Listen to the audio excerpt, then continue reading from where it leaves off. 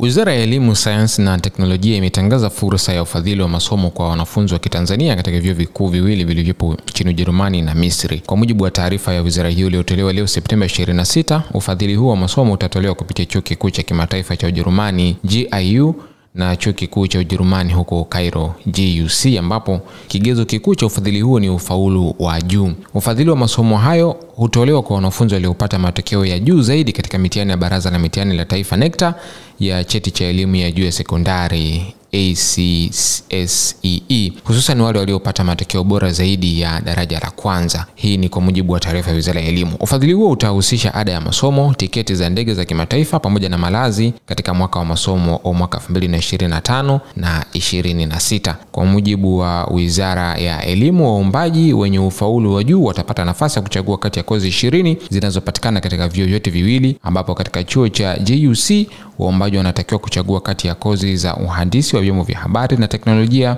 uhandisi wa habari, sayansi ya uhandisi na nyenzo, famasia, bioteknolojia, sheria, biashara, udaktari wa meno, usanifu, uhandisi pamoja na sayansi ya sanaa. Kwa upande wa Chuo Kikuu cha Kimataifa cha Ujerumani, kozi zinazotolewa ni pamoja na uhandisi, tehama, sayansi ya kompyuta, utawala wa biashara, uhandisi wa dawa, bioteknolojia na tiba ya mwili. Mbali na sifa kuu ya kwamba ufadhili huo kuwa ni ufaulu wa juu, Wizara ya Elimu imeainisha sifa nyinginezo ikiwemo kusomea sayansi, sanaa au michanganyiko ya biashara inayolingana na programu iliyochaguliwa ya masomo. Mwombaji pia anatakiwa kuwasilisha nakala zilizoidhinishwa za vyeti vya kitaaluma pamoja na kufaulu vizuri mitihani ya awali ya vyuo vya GUC au GIU, ikiwemo majaribio katika taaluma maalum kama vile uhandisi, usanifu na sanaa inayotumika. Mwombaji pia anatakiwa kuonesha uwezo thabiti wa lugha ya Kiingereza, huku akitakiwa kuhakikisha anapata ufaulu wa juu wa hadi wastani wa ufaulu wa GPA 3 katika muundo wa Kijerumani, katika mfumo wa Kijerumani katika kila muhula wa masomo.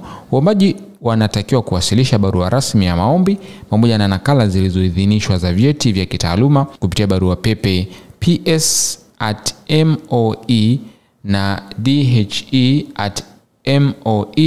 dhe@moe.go.tz kabla ya Oktoba mosi mwaka 2025. Asante kwa kusikiliza na kutazama Nukta TV. Endelea kusubscribe, kushare na kutufuatilia katika kurasa zetu nyinginezo za mitandao ya kijamii, Instagram, Facebook, TikTok na X. Kote huko tunafahamika kama Nukta Tanzania.